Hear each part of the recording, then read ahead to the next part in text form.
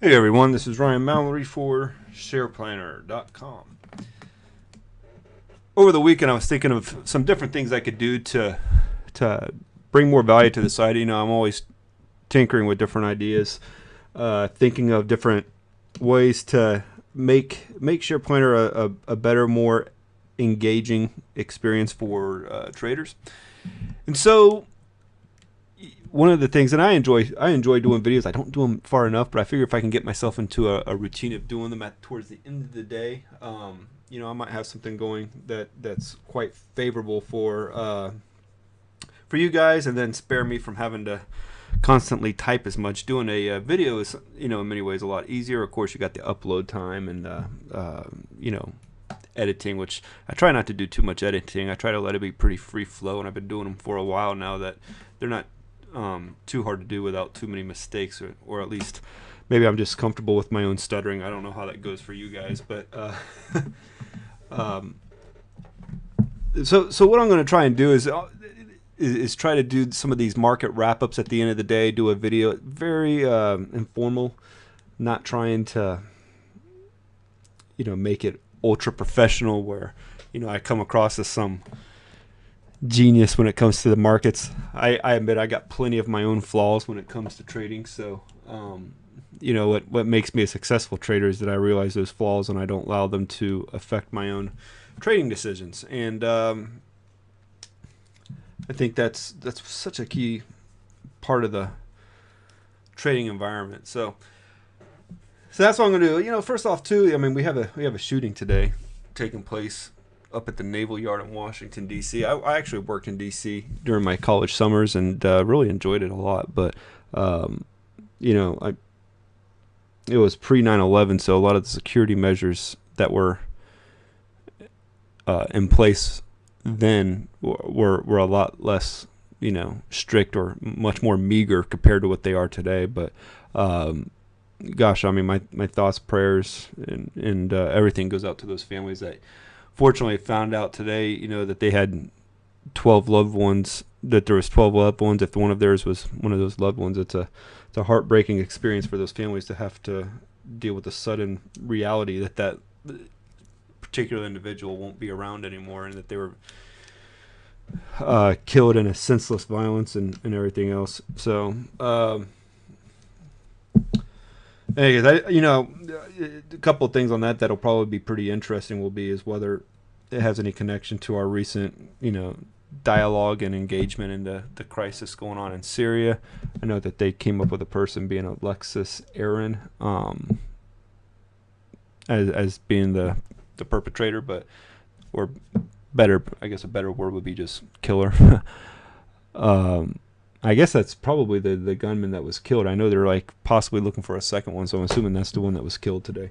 But in any case, though, I mean, gotta keep those families in your prayers, and just make sure that you know, we don't overreact, over respond, or say things that are not sensitive to the people that were affected on this day.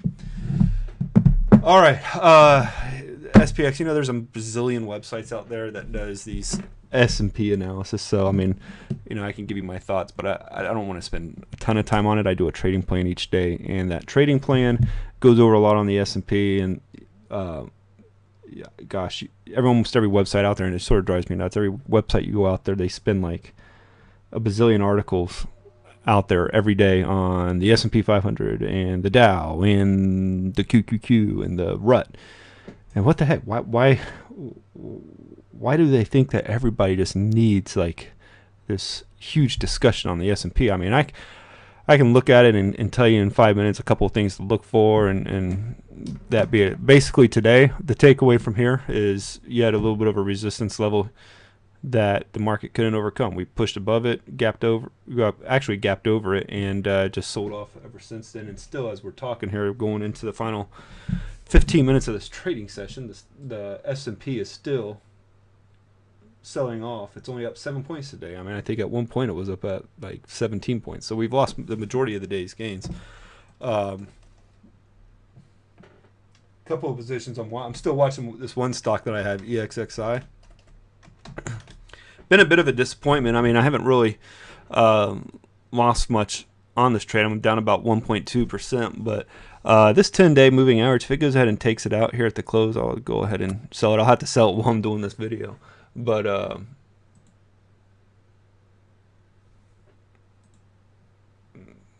in any case, so yeah, let me move that out of the way. I have that up ready just in case I need to make a trade here while I'm doing this. The EXXI, if it crosses below that 10-day moving average, which is like at 27.21, it's defined as this orange line here. I'll go ahead and just close it out. So,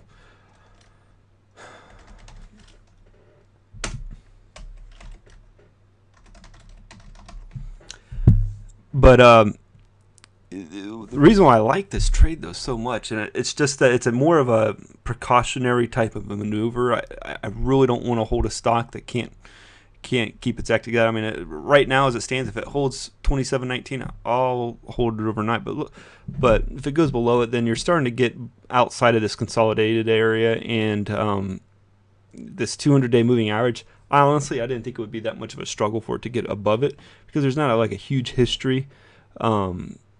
Recent history of it struggling, because it hasn't really tested it. So even though it struggled here back on the 315 and then again on 131, I wasn't sure that would really play into it or not. So I didn't overlook it. I looked past it and felt like that this is a stock that could gap up at any time. And the other thing too is like, I think the best time to get into the oil plays was about a week and a half ago.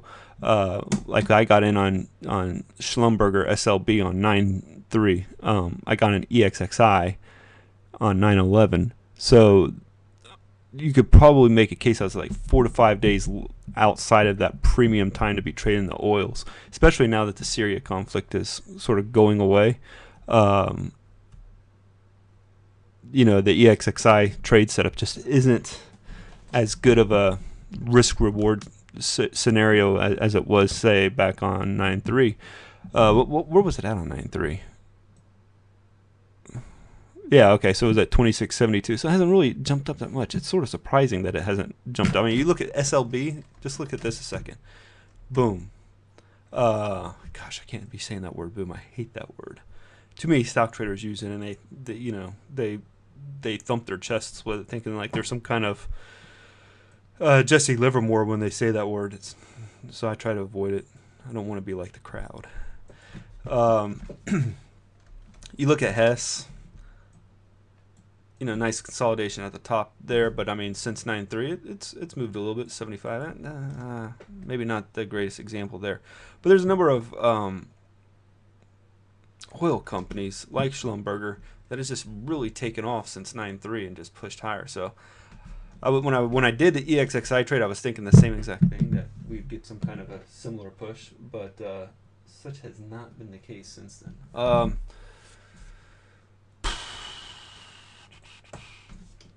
The URS, I actually just sold out of URS, and there's probably going to be some questions. Why did you sell out of a stock that looks like it's going on just a complete rampage? And if you look at it, and I talk about Bollinger Bands a lot, but if you look at it without the Bollinger Bands, you're right. There's not much reason to get out of it. I guess you could say that this whole trend line from February lows, or from late February onward, it's pretty well extended off of that trend line. But that was also some of the appeal that it was breaking out of that channel there. So, but when you put the Bollinger Bands on it, check this out. A little bit different of a picture. If you're not familiar with Bollinger Bands, they're basically standard deviations. So if you set your upper and lower Bollinger Band at 2 standard deviations of the 20-day moving average, then you're looking at price movements that are very, very rare when it gets outside that Bollinger Band. So let's look at how it performs when it gets 3 days outside the Bollinger Band, and with a third day where it's just like extremely stretched. You have 3 days here, but it doesn't get extremely stretched, but nonetheless it does consolidate and then give back all those gains. Here you got from the March time period, it gets 2 days stretched, and then it consolidates and then pushes a little bit higher. So, but look over here back on 8/16. You see that there? Heavy sell off, and that was only after 2 days. And you can go back and see more of it.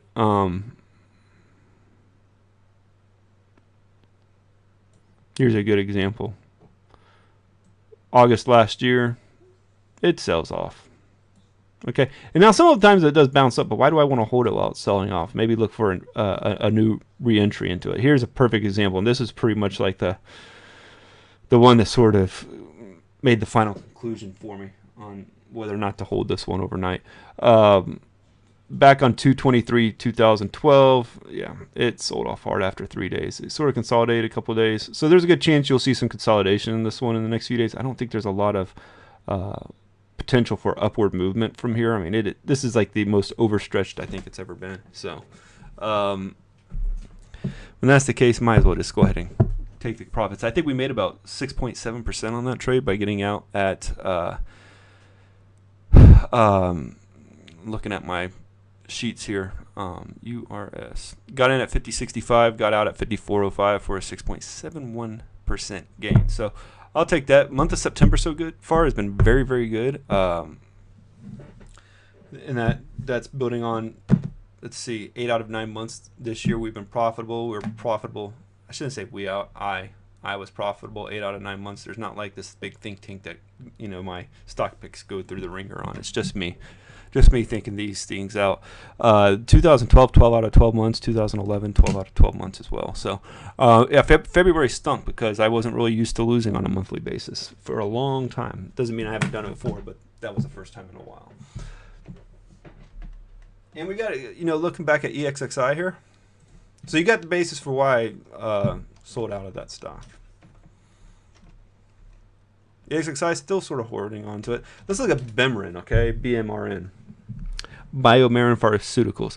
All right, I got out like on the second or third. This was a while back, but back in early September, I got out, I think on the second or third day here.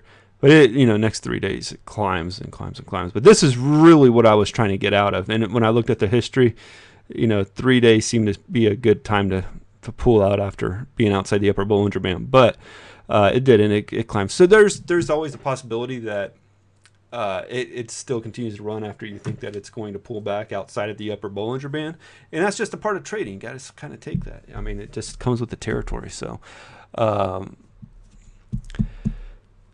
in any case, but it did prove out eventually that it would pull back, and it's bouncing nicely today. But who wants to hold it while it goes from 76 down to 71 and the potential to give up all of your gains? So it's not good for the psyche. And a lot of times when I'm making trades, I'm guarding against my psyche as well, because you see a stock where you're up 7-8% and it gaps down 5% the next day, and it keeps running, and it can really play games with your mind on your next trade. So I'm trying to preserve the integrity of my next trades by preserving the trade of what I'm currently holding. I got out of PKG today. Yeah, you could say that I got out of it early on, but look what this sucker did early on. Now this is a stock, not a high float. Okay. It has 4.7 million shares traded today. That is a huge abnormality. Friday, less than 500K. Thursday, 547,000 shares. Look at it on the 5-minute chart, and you'll see, sort of get an idea for what I was looking at. Get rid of these Bollinger Bands. It basically bought a company out. All right, and which is sort of weird because a lot of times when you buy a company out, the stock tends to go down and not up. But in this case, it went up. So, I woke up, stock's up, 12% in the pre-market, opens up at 60 and just sells off here, okay? Now, at 58, I'm right here at the price, so I basically told myself, if it drops below 58, I'm going to get out of this thing. And that's what it did, all right? And so it goes all the way from 60 down to 56, high 56s. And at 58, it just wasn't worth me holding on. I was making sure that I was going to walk away, because guess what? I have seen a lot, and I do mean a lot, and I've experienced a lot of trades where it opens up 12%, and just because it opens up 12% doesn't mean it's going to hold its gains. In fact, I've seen a lot of them go negative by the close. So when I talk about preserving the psyche, I understand that as a fallible human being, I hold a stock that's up 12%, and I'm taking in water at the end of the day. That's going to mess me up, dude. I'm just being honest. That's why with stop losses, they not only prevent losses, but they preserve mental capital as well. Now, it's gone up $1.80 since I've gone out, or about 3%. Now I could get upset, like, dang it, I knew I should have stayed in that stock. Why did I get out? Why did I get out? Why? And just beat myself up, or let somebody tweet me, like, hey, you're a moron for getting out. I would have told you that was going to go back up to $60 or so, and let that bother me. But it really doesn't, because I was trading with the best information I had at hand, and it looked like a sell to lose event, but it wasn't. It's back at 59.76. So I missed out on. I got in at 54.42. Wasn't expecting to move to 60 this morning when it opened up. I got out at 58, so I got 6.6% in gains, and to me that is nothing to.